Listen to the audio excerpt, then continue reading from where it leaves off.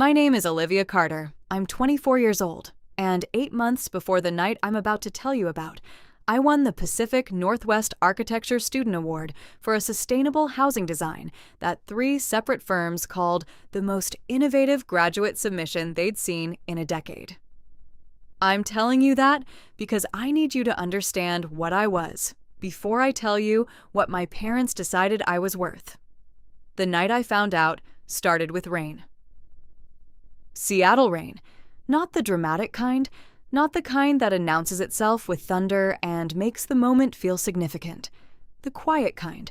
The kind that just arrives and stays, gray and persistent against the kitchen window while the rest of the house goes about its business without knowing that the business of the house is about to change permanently. I'd come downstairs for water at 11:15. I know the time because I'd been working late on a residential project. A family in Bellevue wanted a home addition that preserved the sightline to the water, and I'd been running structural calculations on the deck extension for 2 hours. My eyes were tired. My shoulders were carrying the specific tension of detail work done past the point of comfort. The kitchen light was off. The light from the living room was on. My parents' voices were low in the particular way that adult voices go low when the conversation is not meant to travel. I should have gotten my water and gone back upstairs. I have run that version of the night in my head many times since, the version where I don't stop, where I carry my water back to my desk and finish the deck calculations and go to sleep without knowing. I've run it and I understand exactly what it would have cost me. Not the pain of knowing, but the specific, devastating vulnerability of not knowing while everything was already in motion around me. I stopped. I stood in the kitchen doorway with the darkness behind me and the living room light around the corner, and I listened to my parents discuss the terms of my sale. My father's voice first. Robert Carter, at 52, has the particular vocal register of a man who spent 20 years in boardrooms and retained the cadence of authority, even after the actual authority started slipping. He was talking about timelines. Payment structures. A transfer in 2 phases. First phase on signing, second phase on completion of the ceremony. Ceremony. My mother's voice. Linda Carter, at 49, has a different register, the one that has always made me feel like I was being evaluated for presentation purposes. She was talking about the venue, about what the announcement would look like to their social circle, about whether the Brooks family expected them to host a formal engagement dinner. Brooks? I knew that name. Everyone in Seattle's professional class knew that name. Ethan Brooks was 32. A tech entrepreneur whose accessibility software company had become a dominant industry player in the years before a mountain climbing accident in the Cascades had left him in a wheelchair. He'd been on the cover of Seattle Business Magazine 8 months ago. I'd seen it in a waiting room, registered the name, moved on. I had never met Ethan Brooks. My parents were discussing the logistics of my wedding to him. I stood in the kitchen doorway for what was probably 45 seconds and felt the architecture of the life I'd been building, the firm I was planning, the projects accumulating in my portfolio, the careful construction of a professional identity built from a genuine award and 2 years of serious work. I felt it reconfigure around a fact I hadn't been consulted about and hadn't consented to: $500,000. I heard the number in my father's voice, flat, specific, already received in his tone, not a figure being negotiated, but one already agreed upon.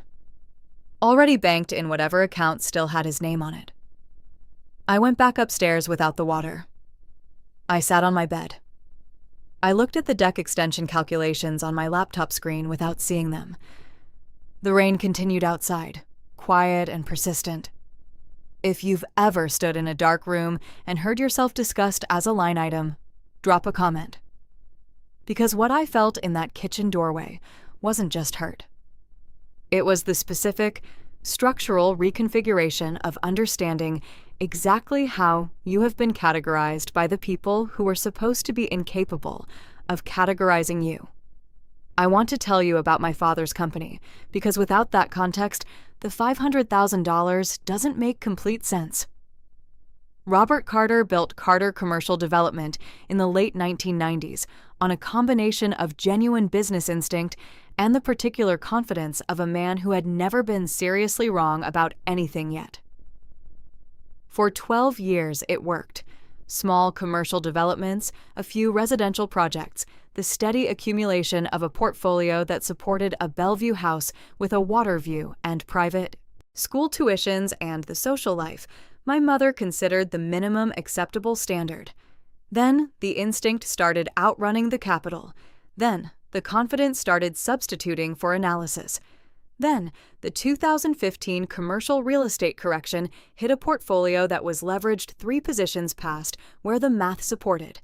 And Robert Carter spent the next 9 years in the specific, exhausting work of performing solvency while managing insolvency, rotating credit lines, restructuring debt, presenting a version of the company to the world that the company's actual balance sheet could not support. I didn't know the full scope of this. I knew the edges of it. The year the vacation property got sold, with an explanation I was told not to ask about. The year the cars changed. The year my mother's social calendar started carrying the specific anxious quality of someone maintaining appearances that were becoming structurally expensive. I was 24 and building a career, and I had not gone looking at my father's books. Children are not supposed to audit their parents. That assumption of basic familial integrity, the assumption that your parents' financial decisions are their own and not yours to carry, turned out to be the specific gap in my awareness that made everything that followed possible. The night after I stood in the kitchen doorway, I went looking at the public records. Carter Commercial Development had a county tax lien filed 8 weeks ago.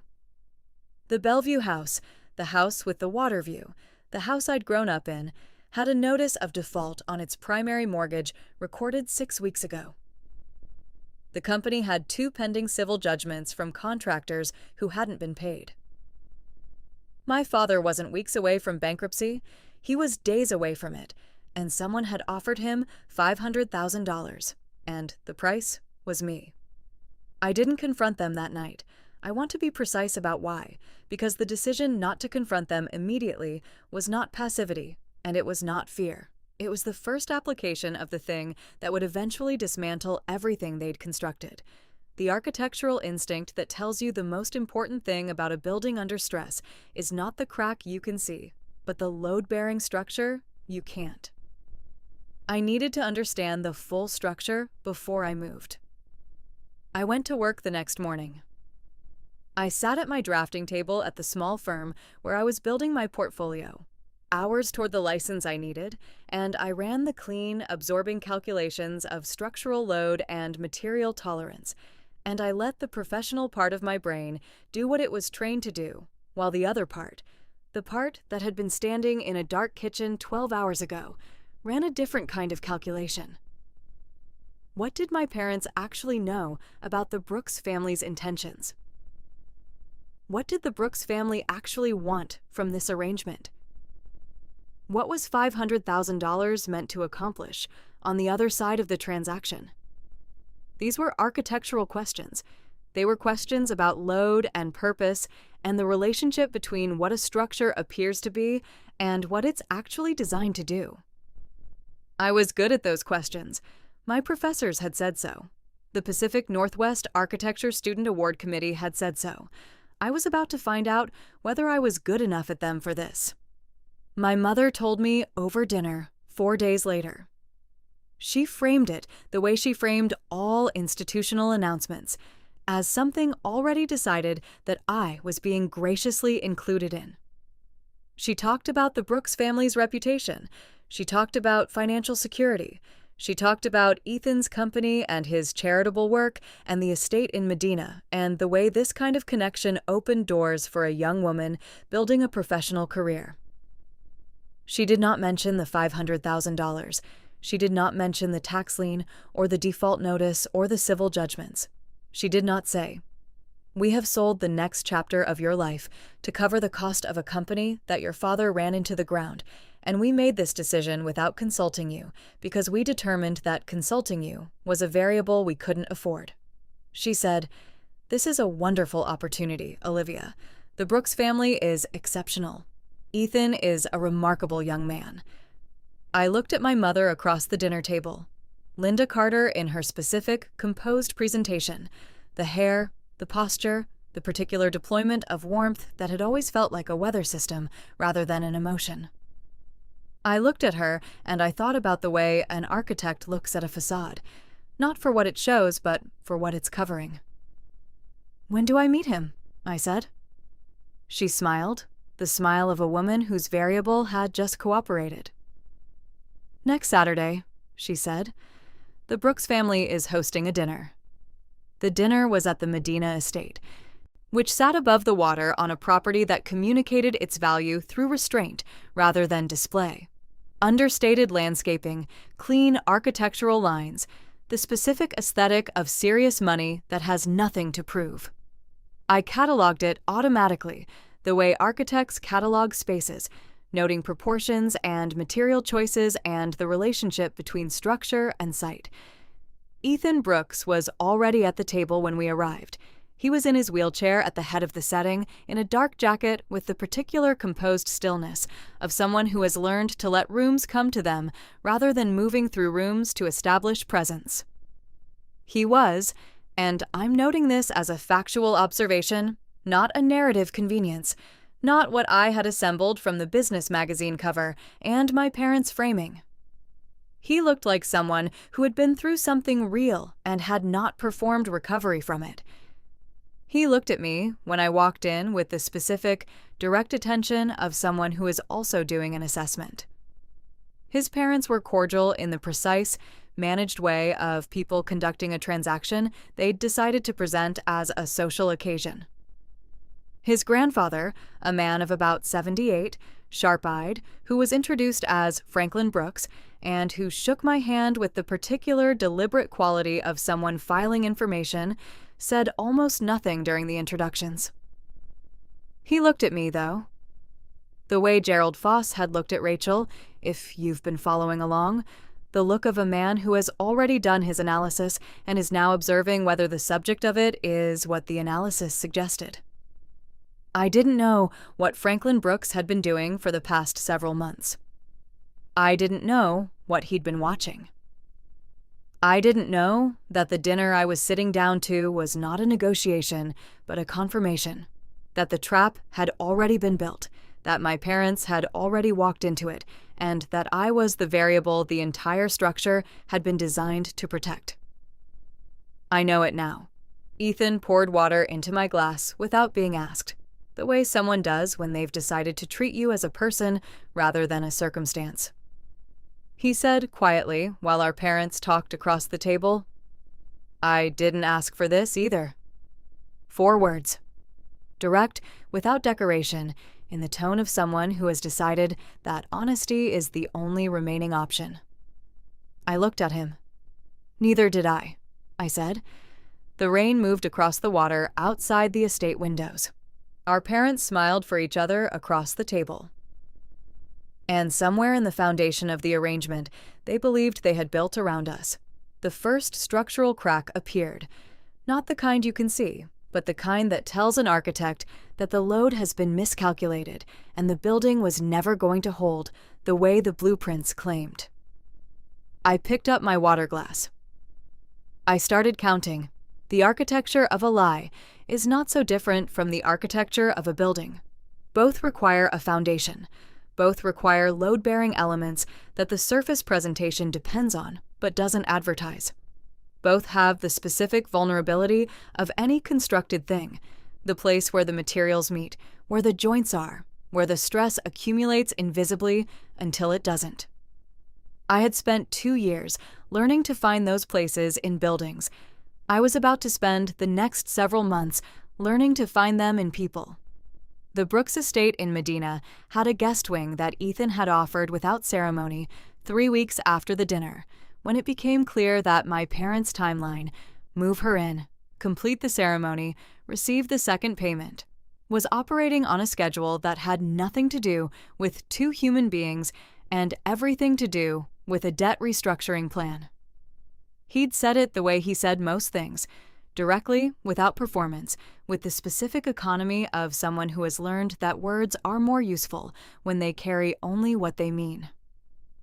"You don't have to stay in that house while they're running their clock," he said. "The guest wing has a separate entrance. You can come and go without intersecting with anyone." I'd looked at him for a moment. "Why?" "Because what they did was wrong," he said. "And because I have 17 empty rooms and no good reason to use that fact against you."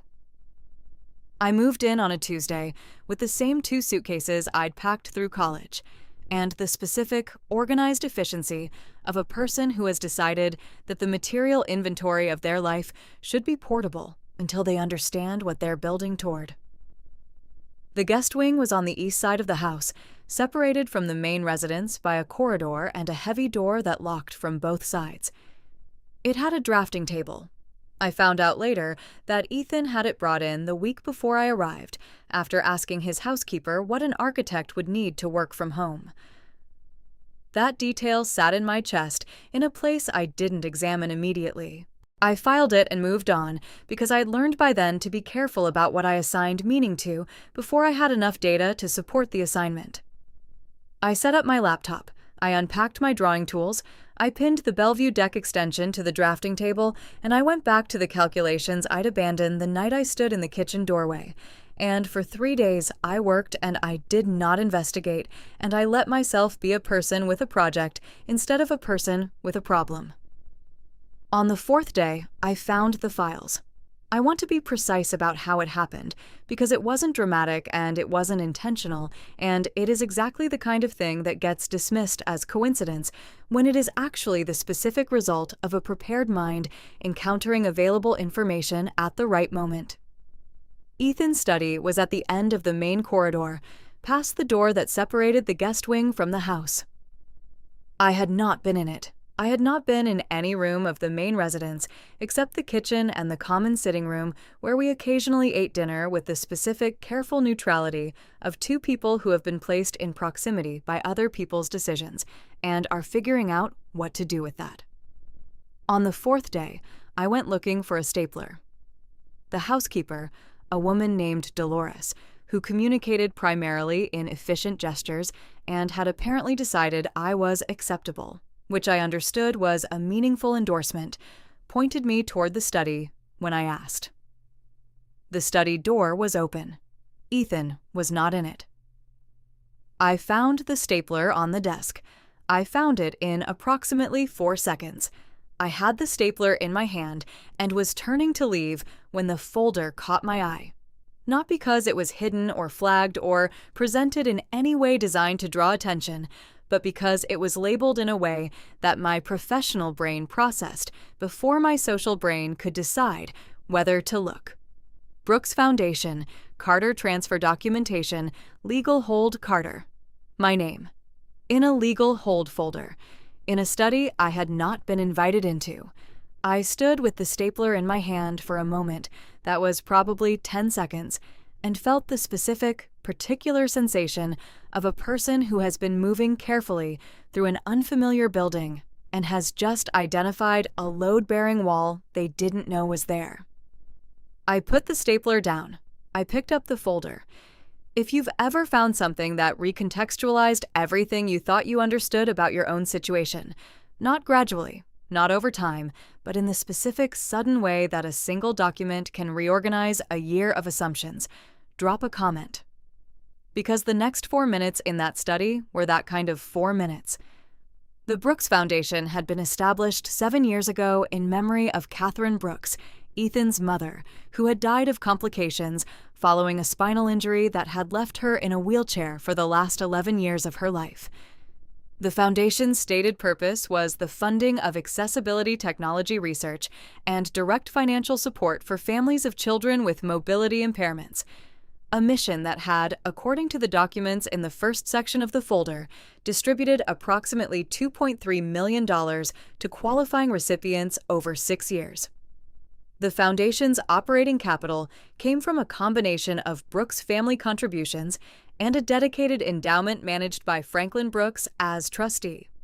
14 months ago, Franklin had authorized a $500,000 transfer from the endowment to establish a new charitable program, a housing accessibility initiative that would fund structural modifications for low-income families with disabled children. The program had been designed by Ethan. It had been named for his mother. The transfer authorization was dated, signed, properly documented. The transfer had never reached the program account. The second section of the folder was the bank documentation. The $500,000 had moved from the foundation endowment to an intermediary account on a Tuesday in October, 14 months ago. From the intermediary account, it had been redirected. The redirection documentation was 3 pages. Wire transfer records, authorization signatures, a routing confirmation. The destination account belonged to Carter Commercial Development, my father's company. The authorization signatures on the redirection documents were Robert Carter's. I sat down in Ethan's desk chair, not deliberately, not with any decision about whether sitting was appropriate. My legs simply performed the physical assessment that the rest of my body was too occupied to manage and made the call independently. My father had not accepted payment from the Brooks family in exchange for my marriage. My father had stolen $500,000 from a charitable foundation established to fund accessibility support for disabled children. And then he had used the marriage arrangement as cover, a story that explained the money's arrival in his accounts as a legitimate family transaction rather than a fraudulent diversion of charitable funds. The marriage wasn't the transaction. The marriage was the alibi. I sat in that chair for a long time, long enough that the afternoon light through the study windows moved from direct to angled, the specific shift of Seattle light in late autumn when the sun drops early and the shadows go long across the water. Long enough that I heard Dolores moving in the kitchen at the other end of the house and the distant sound of wheels on the hardwood corridor that I'd come to recognize as Ethan's particular movement pattern. I put the folder back exactly where I'd found it. I took the stapler. I walked back through the connecting door to the guest wing, and I sat at my drafting table, and I looked at the deck extension calculations without seeing them. The ledger I'd been running since the night in the kitchen doorway had just acquired a new dimension. It was no longer a record of what had been done to me. It was a record of what had been done to children who needed accessibility support and would not receive it because Robert Carter needed to cover a debt restructuring. The specific quality of what I was feeling in that moment is difficult to name precisely. It wasn't simply anger. Anger is a reactive state, and what I was experiencing was colder and more structural than reaction. It was the feeling an architect has when they look at a building that has been constructed over a foundation that was never meant to hold it. Not the emotional response to the wrongness of it. The technical recognition of what will happen when the load exceeds the capacity. The foundation was going to fail. The only question was whether I was going to be standing inside the building when it did, or whether I was going to do what a competent architect does when they identify a structural failure, document it, report it, and make sure the people who need to be out of the building are out of the building. I need to tell you about Ethan at this point, because the story I'm building requires you to understand him accurately, and the accurate version is not the version my parents assembled. Ethan Brooks, at 32, was a person who had been through the specific reorganization that serious physical injury produces in people who survive it with their intelligence intact. The mountain climbing accident, a rappelling failure in the North Cascades 3 years ago, 2 vertebrae, a surgery that had taken 9 hours and produced a result that the surgeon had called, with the careful honesty of someone who respected their patient enough not to soften it unnecessarily, permanent, had taken from him the use of his legs and given him, in the particular exchange that suffering sometimes makes with intelligent people, a very clear understanding of what mattered. He ran his accessibility software company from the estate with the focused efficiency of someone who had eliminated distraction by necessity rather than discipline. He worked long hours, but cleanly. No performative busyness, no meetings that could have been documents. He had two close friends, both of whom I'd met briefly, both of whom treated him with the specific respect of people who have seen someone absorb something hard and come through it without losing their essential character. He had not wanted the marriage arrangement. He had told me this directly on the night we met, and he had told me again, 3 weeks later, in the kitchen over coffee that had gone cold while we talked longer than either of us planned.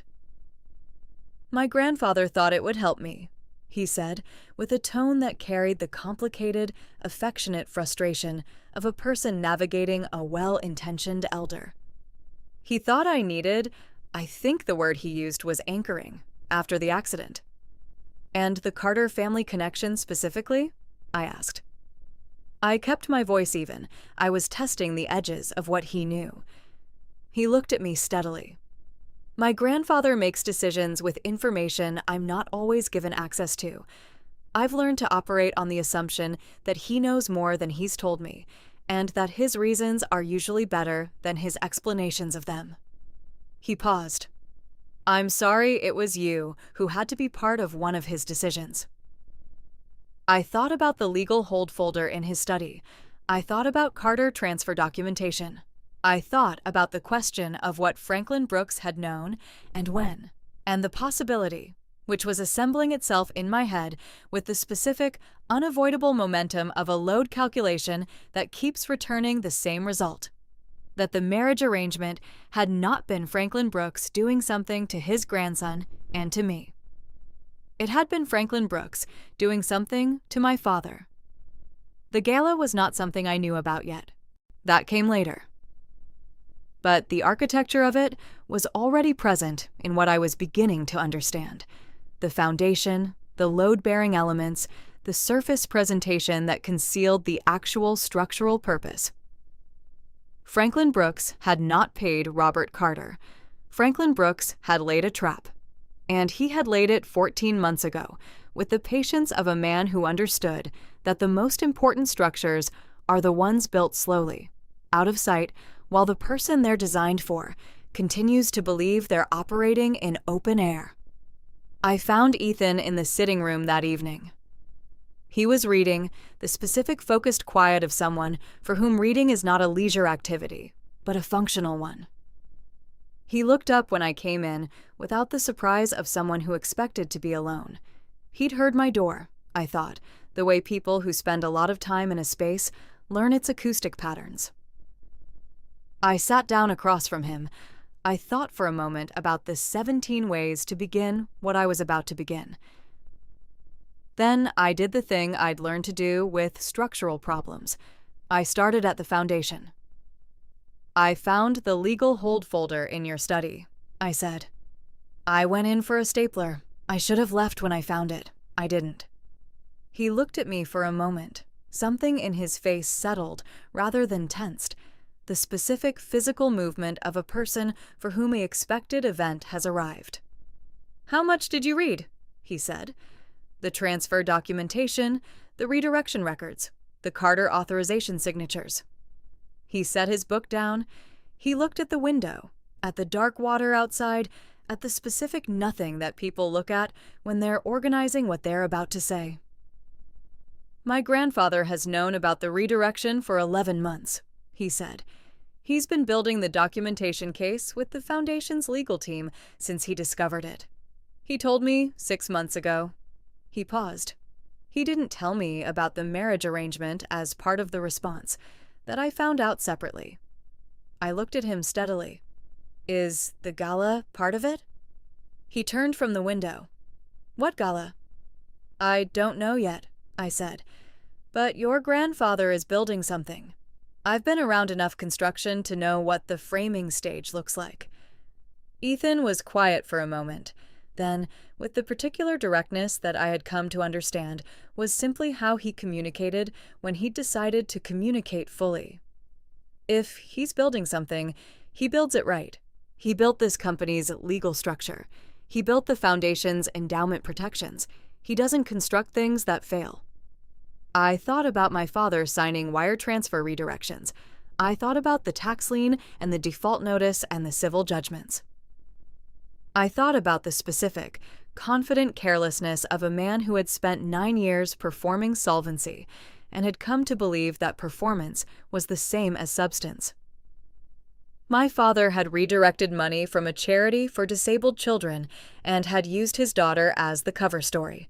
And he had done it with the ease of a man who had never seriously reckoned with the possibility that the other party might be building something too. I picked up the book Ethan had set down and looked at the cover without reading it. "Tell me about your grandfather," I said. And Ethan told me. Franklin Brooks, at 78, had the particular biography of a man who had built serious things in serious circumstances and had never confused the building with the destination. He'd started the original Brooks Technology Company in 1974 with 17 employees and a product concept that the industry told him was 20 years early, which turned out to be accurate and also not the problem he'd been told it was. He'd built the foundation after Catherine died with the specific, focused intention of a man who understood grief as a resource if you directed it correctly. He'd handed the company to Ethan when Ethan was ready and not before, which was a distinction several people in the family had found frustrating and which Franklin had navigated without adjusting the timeline. He had, according to Ethan, been monitoring Carter Commercial Development's financial position for 14 months. From the week after the foundation transfer had failed to appear in the program account. He had authorized the marriage arrangement not as a reward to the Carter family, but as a mechanism. A way to keep Robert Carter cooperative and present and observable while the documentation case was built around him. A way to ensure that when the moment came, the subject of the case would be standing in a specific place at a specific time. The gala, I understood now, was not a future event I was speculating about. The gala was already scheduled, and my father had been sent an invitation 3 weeks ago. I went back to the guest wing that night, and I sat at the drafting table, and I opened a new document on my laptop, and I did not work on the Bellevue deck extension. I started building a timeline, not because Franklin Brooks needed my help. He had a legal team and 11 months of documentation and a patience I was only beginning to understand the full scope of.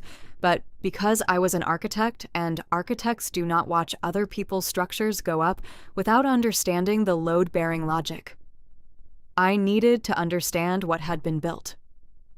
I needed to understand where I was inside it. And I needed to understand. This was the question I kept returning to. The one that the calculation kept producing as its primary output, what my role was in what was coming. Not as a victim, not as a circumstance, as an agent. The deck extension calculation sat untouched on the drafting table beside me. Outside, Seattle did what Seattle does in November. Rain against the windows, the water dark. The city lights across the lake making their specific, indifferent pattern against the night. I worked until 2 a.m. When I finally closed the laptop, the timeline was 6 pages, and the architecture of what Franklin Brooks had constructed over 14 months was visible to me, in the way that a building's structural logic becomes visible once you've spent enough time with the blueprints. It was, I had to acknowledge, with the professional respect of one builder for another, an exceptionally well-constructed trap. My father had walked into it the day he signed the redirection documents. He just didn't know yet that the door had closed behind him. My mother called on a Wednesday morning while I was running load calculations for a mixed-use residential project that the firm had assigned me the week before. I knew from the first second of her tone, that specific register Linda Carter deployed when she was managing a variable that had stopped behaving predictably, that the call had a purpose that had nothing to do with how I was doing. "You seem very comfortable over there," she said. Over there. The estate.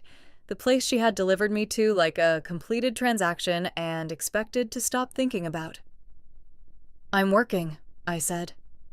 "Your father and I were thinking it would be good for you to come to dinner this week. The Brooks family has been asking about the timeline."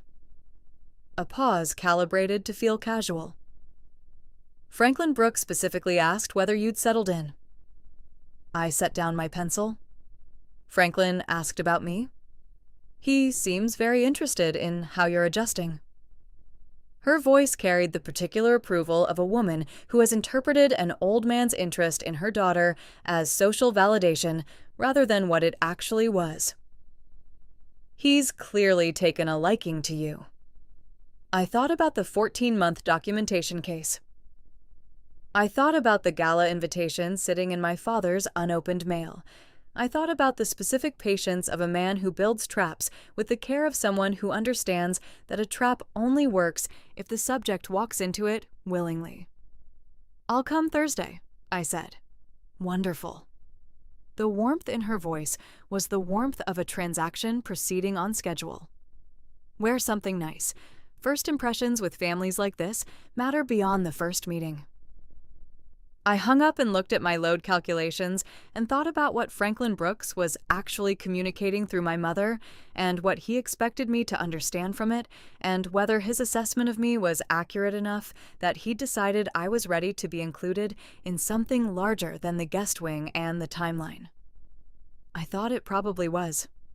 Franklin Brooks found me in the garden the following Thursday evening, 40 minutes before dinner, while my parents were inside, performing the social architecture of people who believe themselves to be in a position of advantage. He moved through the garden with the unhurried pace of a man for whom outdoor spaces were thinking environments rather than decorative ones. He stopped near the Japanese maple at the garden's east corner and looked at it for a moment with the specific appreciation of someone who has watched it grow for 20 years. "Your firm did the Kavanaugh residence in Bellevue," he said without preamble. "The addition with the cantilevered deck. I saw the drawings in the Pacific Northwest Architecture Review." I looked at him. That was my project. I was the lead on the structural design. "The cantilever solution was unconventional," he said. "Most architects in that situation would have added a support column and traded the sightline for simplicity. You kept the sightline and solved the load problem a different way." "The column would have compromised the reason the client bought the lot," I said. "The structure has to serve the purpose, not the other way around." Franklin looked at me then, directly, fully, the look I'd registered at the dinner 3 months ago and had been thinking about since. The assessment look. The look of a man confirming a calculation. "Yes," he said. "Exactly that." He clasped his hands behind his back and looked at the maple again. "I'd like to show you something after dinner, if you're willing. If you've ever had the feeling that a conversation is actually an interview for something you haven't been told the position of yet, drop a comment." Because that garden exchange was the moment I understood that Franklin Brooks had been watching me for considerably longer than I'd been watching him. After dinner, which my parents navigated with the specific, performing ease of people who believe the audience is impressed, Franklin led me to a room on the second floor of the main house that I hadn't known existed. Not a study, not an office, something between the two, a working room, with the particular organized density of a space where serious decisions had been made over a long period of time. One wall was entirely whiteboards. Another held a shelving system of labeled binders that went floor to ceiling. A drafting table in the corner that I registered with the involuntary professional attention of an architect encountering a well-configured workspace. And on the central table, a documentation package that was, in its organized precision, one of the most thorough pieces of evidentiary construction I had ever encountered. Franklin sat down across from it and looked at me standing on the other side of the table. 14 months ago, he said, I discovered that $500,000 had been redirected from the Catherine Brooks Foundation endowment before it reached the Accessibility Housing Program account. The authorization signatures on the redirection belonged to Robert Carter.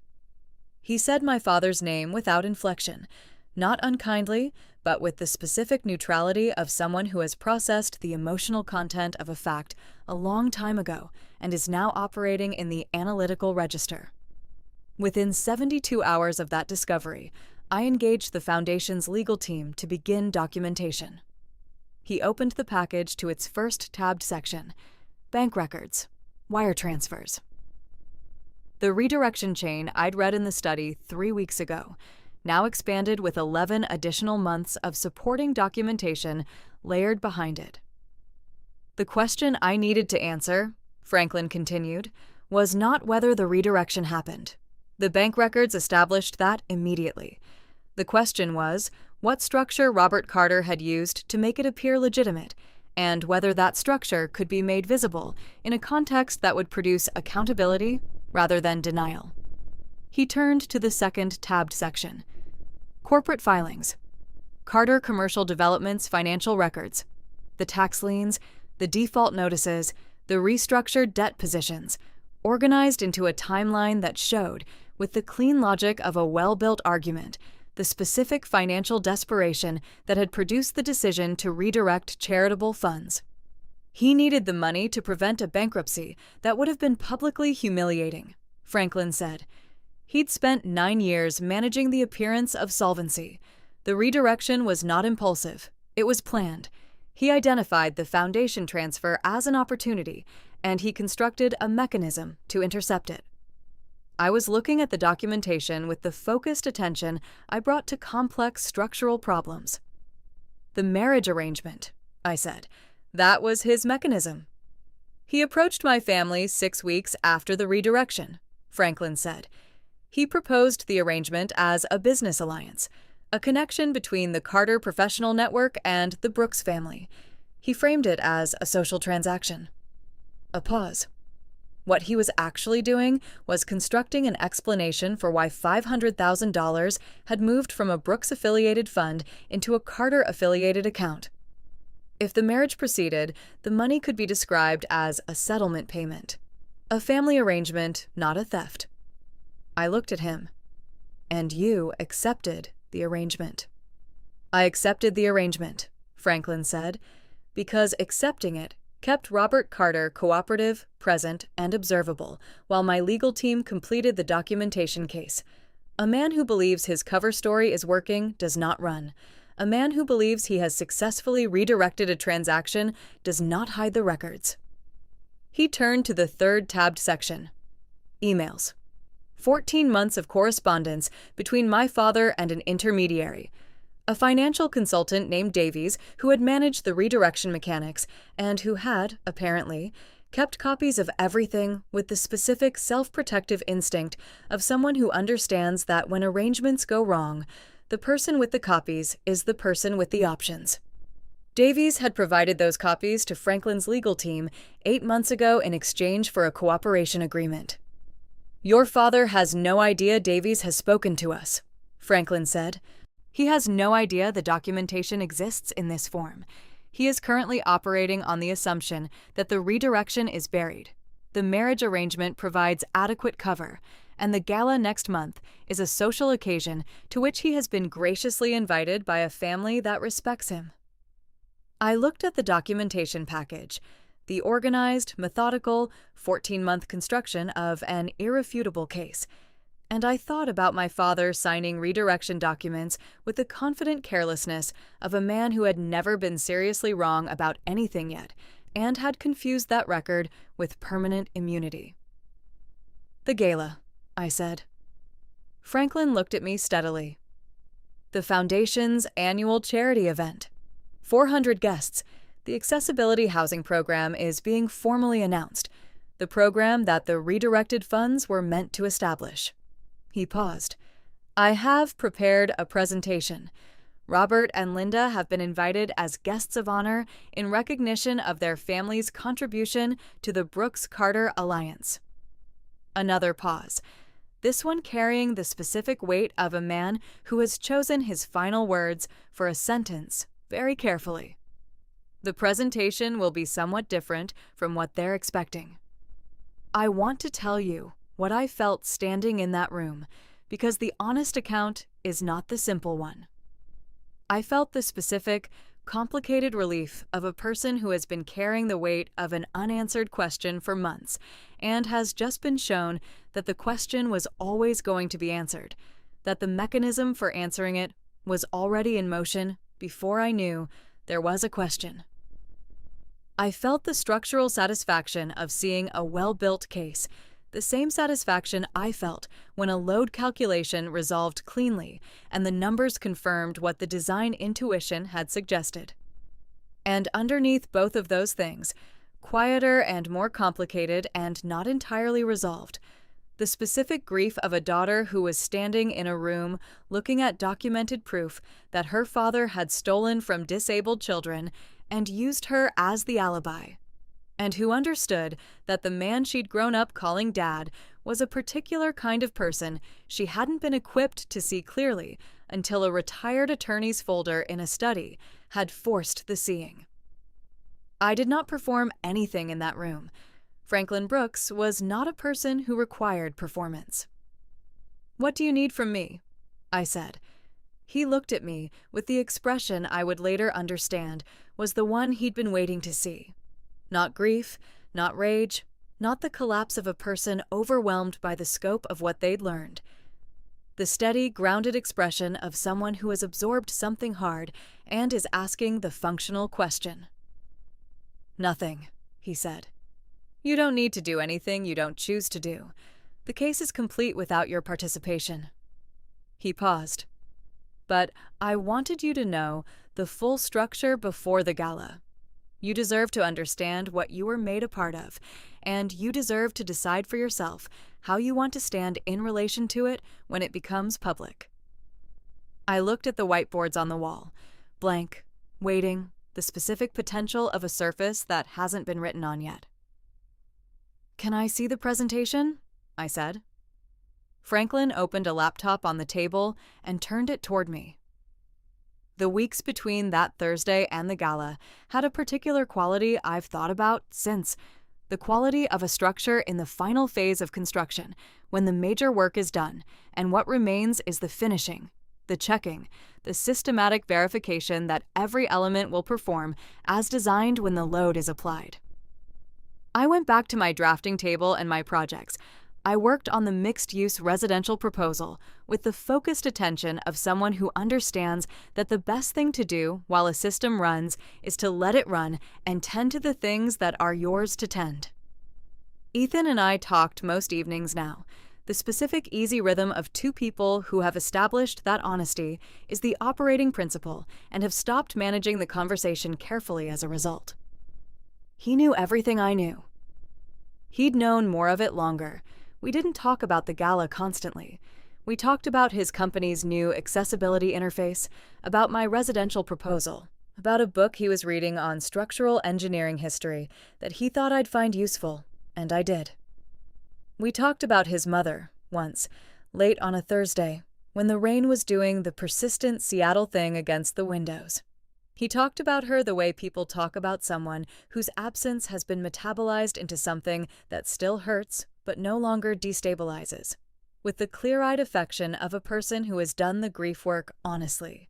He said she would have found the whole situation, the marriage arrangement, the documentation case, the gala trap, both infuriating and slightly funny, which told me something about Catherine Brooks that the foundation documents hadn't. "She would have liked you," he said. I looked at him. "Because I found the folder." "Because you didn't run when you found it," he said.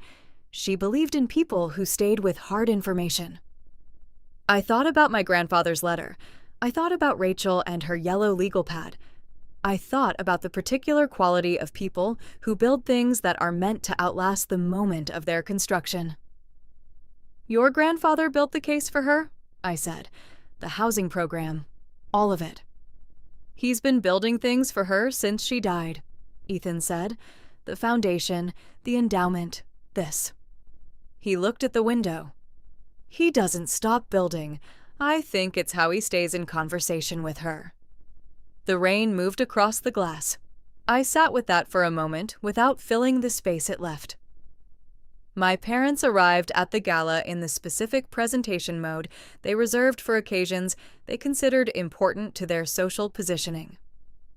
My mother in a dress she'd bought for the occasion, my father in a suit that communicated the specific confidence of a man who believes the performance of prosperity is indistinguishable from the thing itself.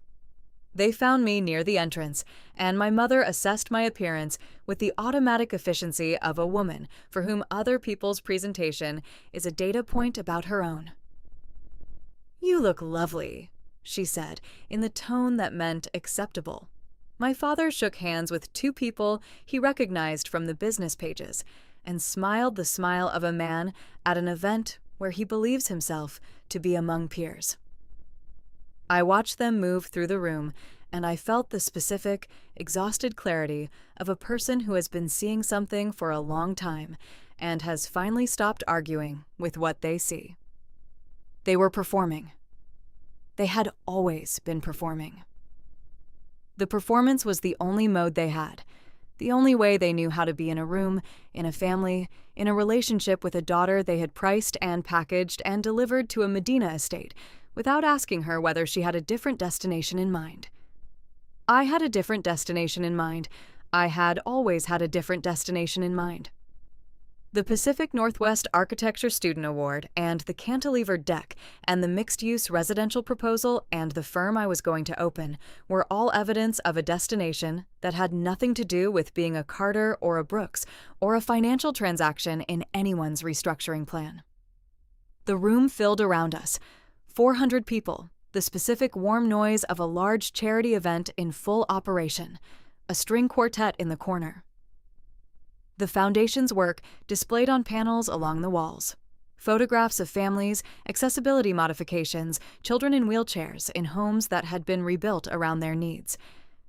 Ethan was at the front of the room near the stage, talking to two board members with the calm authority of someone on his own ground. Franklin Brooks stood at the edge of the room near the presentation screen, with the stillness of a man who has been waiting for a specific moment for 14 months and can afford to wait another 20 minutes. He caught my eye across the room. A small nod. The specific acknowledgement of two people who understand the same structure. My father accepted a glass of champagne from a passing server and looked around the room with the expression of a man who has arrived at an event he intends to leave, having enhanced his reputation. The lights shifted. The string quartet finished their piece. Ethan moved toward the stage. I found a position near the left side of the room, the specific position an architect takes when they want to see the full elevation of a structure from a stable vantage point. The screen behind the stage lit up, and the presentation that Franklin Brooks had spent 14 months constructing began to show the room exactly what had been built, and by whom, and at whose expense.